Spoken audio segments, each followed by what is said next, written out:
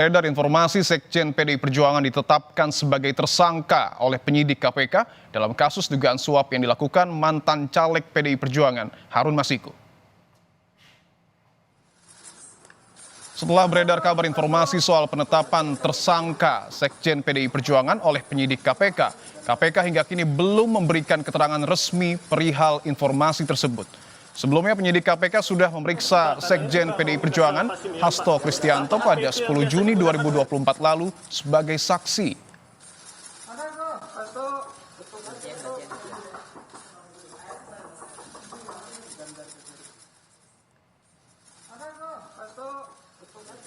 Sebelumnya juru bicara PDI Perjuangan Aryo Seno Bagaskoro mengatakan partainya masih menunggu informasi resmi dari KPK terkait kabar penetapan tersangka Sekjen PDI Perjuangan Hasto Kristianto dalam kasus dugaan suap bersama dengan Harun Masiku.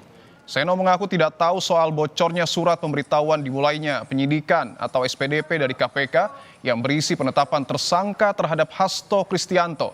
Seno meminta KPK profesional dan memastikan tidak ada titipan politik atau upaya kriminalisasi di balik kasus ini.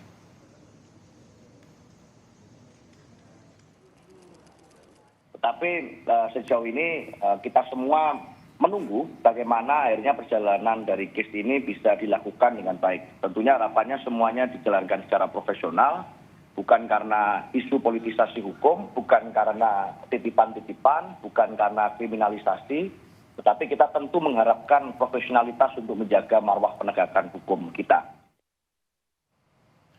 Sementara itu, Sekjen PDIP Hasto Kristianto saat ini sedang tidak berada di kediamannya yang berlokasi di Bekasi, Jawa Barat. Namun juru bicara PDI Perjuangan Seno Bagaskoro bilang Hasto ada di Jakarta. Di rumah Hasto hanya terlihat penjagaan rutin yang dilakukan anggota Satgas PDIP. Hasto yang Juni lalu diperiksa KPK terkait kasus suap Harun Masiku belum memberikan pernyataan terkait kabar penetapannya sebagai tersangka oleh KPK.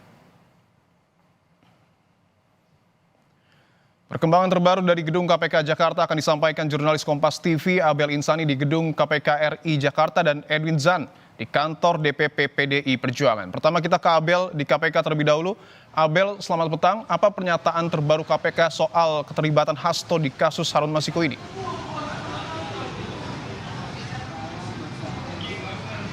Ya, selamat sore Dipo dan juga saudara. Memang untuk saat ini dari KPK belum ada statement resmi perihal Hasto Kristianto ini sebagai tersangka atas kasus dugaan suap yang dilakukan oleh Harun Masiku. Tetapi memang ada dugaan kebocoran SPDP begitu ya, di mana SPDP ini merupakan surat pemberitahuan dimulainya penyidikan, di mana SPDP ini ditujukan ke Sekjen PDIP Hasto Kristianto, dan memang hingga saat ini belum ada terkait dengan statement dari KPK, apakah memang Hasto Kristianto atau terkait dengan SPDP yang bocor ini, bagaimana ini belum ada statement resmi dari KPK, karena memang hingga saat ini kami juga menunggu yang nantinya akan ada konvers dari KPK yang dimulai pada pukul 17 atau pukul 5 sore waktu Indonesia Barat. Kalau kita melihat sedikit Dipo dan juga saudara, atau kita mundur sedikit, Hasto Kristianto atau Sekjen PDIP ini memang sudah pernah diperiksa oleh KPK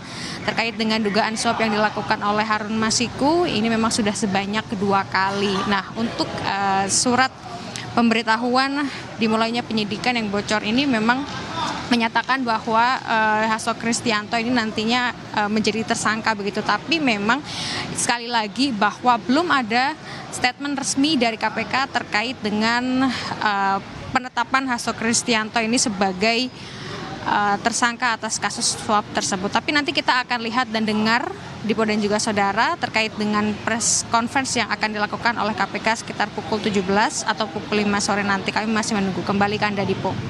Abel, sejauh ini bagaimana terkait dengan perkembangan penyidikan Harun Masiku?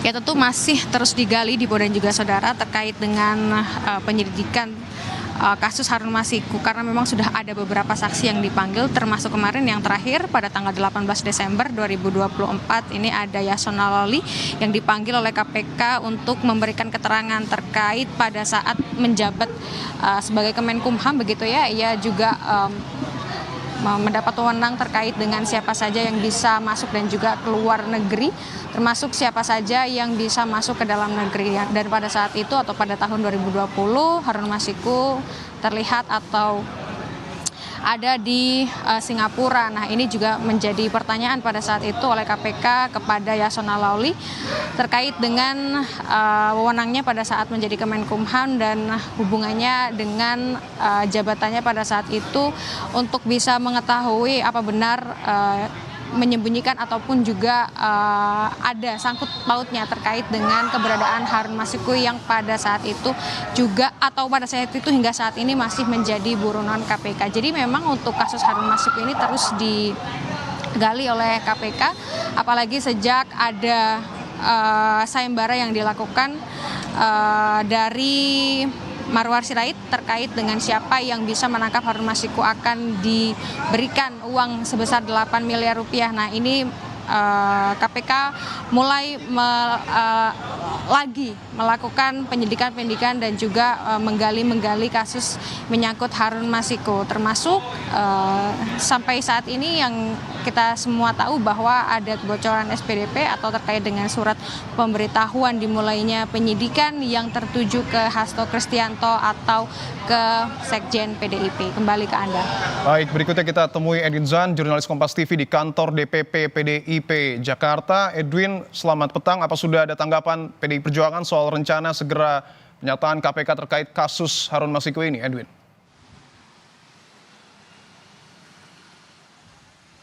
Selamat petang Dipo dan juga saudara. Jika pertanyaannya adalah apakah sudah ada konfirmasi dari pihak PDIP berdiri di depan kantor dari Dewan Perwakilan Pusat DPDI Perjuangan sendiri masih belum diberikan konfirmasi secara resmi langsung dari PDIP. Namun upaya kami terus menggali informasi yang memang ada dan diberikan sebelumnya lewat SPDP yang dinyatakan bocor seperti itu.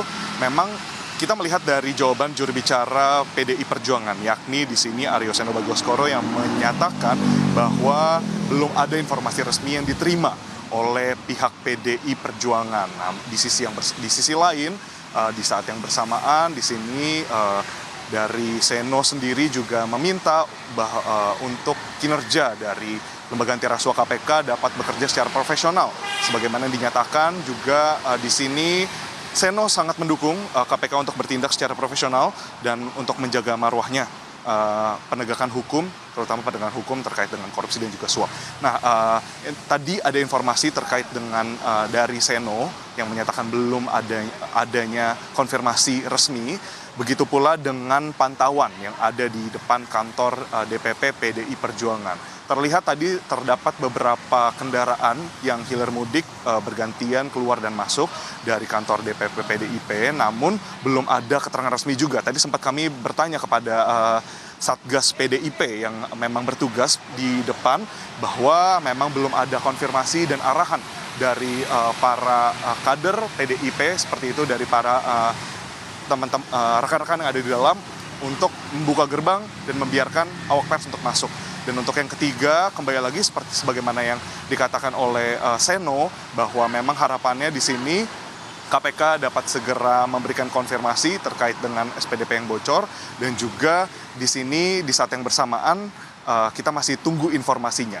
Tadi kami dari yang berada di depan kantor DPP PDI Perjuangan juga sempat menghubungi beberapa sosok yang ada di dan juru bicara dari partai, namun belum ada konfirmasi. Baik, terima kasih Edwin Zan melaporkan langsung dari depan gedung DPP PDI Perjuangan Jakarta, dan sebelumnya juga ada Abel Insani melaporkan langsung dari gedung KPK RI Jakarta. Terima kasih rekan-rekan. Saudara, 4 tahun berlalu keberadaan tersangka suap pergantian antar waktu anggota DPR RI Harun Masiku masih buron tak terendus. KPK telah memanggil sejumlah pihak dalam kasus ini, termasuk Sekjen PDI Perjuangan Hasto Kristianto dan mantan Menkumham Yasona Lawli.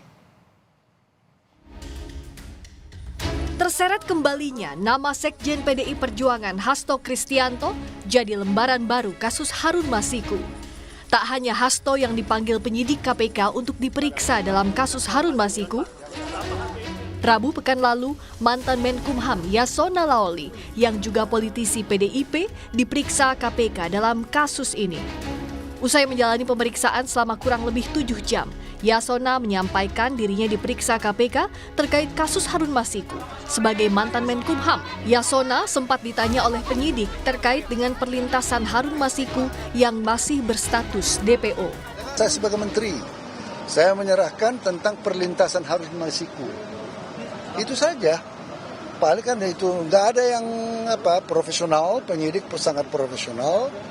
Ya, menanyakan sesuai dengan posisi saya sebagai ketua DPP, ya. Kemudian posisi saya sebagai Menteri Hukum dan HAM mengenai perlintasan Harun Masiku. Itu saja. Ya. Masuk tanggal 6, keluar tanggal 7. Dan baru belakangan keluar pencekalan. Pemeriksaan ini diduga untuk mendalami keterangan PLT Dirjen Imigrasi Safar Muhammad Godam yang menyebut pencekalan terhadap Harun Masiku sudah berakhir sejak 13 Januari 2021. Ini artinya Harun Masiku tidak dicegah untuk bepergian ke luar negeri sampai ada permintaan baru dari pihak KPK. 11 Januari, 13 Januari 2021. Kita melakukan pemantauan, tetap melakukan pemantauan dan koordinasi apabila ada informasi tersebut. Namun kewenangan tersebut adalah kewenangan daripada instansi pemohon yang menangani kasus tersebut. Terakhir komunikasi berdasarkan surat dari kita mempertanyakan kembali status daripada pencegahan Harun Masiku dengan surat pada tanggal 11 Desember 2024. Makanya tidak dicegah. Berarti orang ini tidak dicegah untuk bepergian ke luar negeri. Sementara itu, juru bicara KPK Tessa Mahardika dalam keterangan resminya kepada Kompas TV 19 Desember lalu menyebut tidak diperpanjang dan tidak berbatas waktu. DPO itu di dalam negeri, red notice untuk penegak hukum internasional atau Interpol. Tinggal diamankan dan diserahkan kepada aparat penegak hukum bila ditemukan. Sebelumnya KPK juga sudah memeriksa Sekjen PDIP Hasto Kristianto dalam kasus ini pada 10 Juni 2024 lalu. Tim Liputan Kompas TV. Saudara, berikut kami hadirkan jejak kasus Harun Masiku. Pada 8 Januari 2020, kasus ini berawal dari operasi tangkap tangan mantan Komisioner KPU Wahyu Setiawan. Wahyu diduga menerima suap dari Harun Masiku terkait dengan pergantian antar waktu anggota DPR. Pada 6 Januari 2020, Harun terbang ke Singapura dan 1 hari setelahnya, atau pada tanggal 7 Januari 2020, Harun kembali ke Indonesia dan menghilang. Kemudian pada 29 Januari 2020, KPK memasukkan Harun Masiku ke dalam daftar buronan. Pada 30 Juli 2021, Harun Masiku masuk ke dalam daftar buronan internasional atau red notice.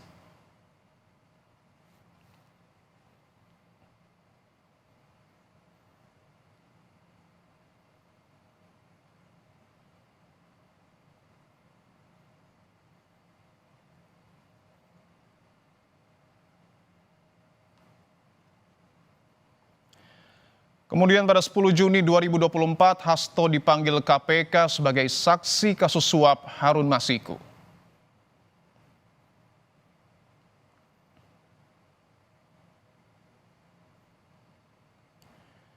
Dan pada 6 Desember 2024, KPK terbitkan kembali DPO Harun Masiku.